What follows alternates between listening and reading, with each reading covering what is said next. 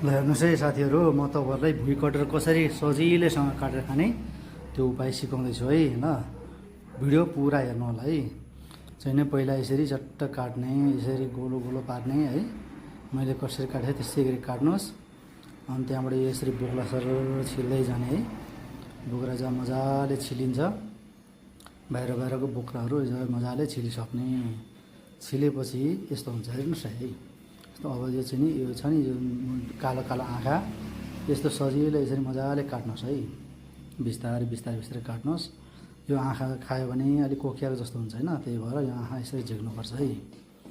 मजाले झिक्ने बिस्तारै दुईपट्टिबाट यसरी मजाले मैले गरेर यस्तै गर्नुहोस्, यस्तो हुन्छ हेर्नुहोस् है।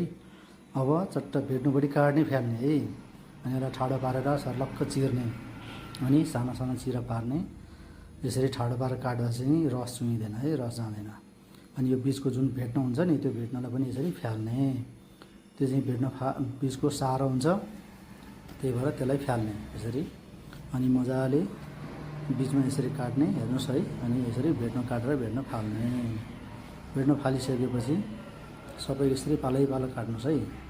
अनि त्यहाँबाट यसरी काटिसकेपछि अब यसरी सानो सानो आफ्नो इच्छाअनुसारको पिस बनाएर चट्ट काटेर राख्नुहोस्। मैले एउटा अगाडि नै काटेर यसरी थालीमा राखिसकेको थिएँ।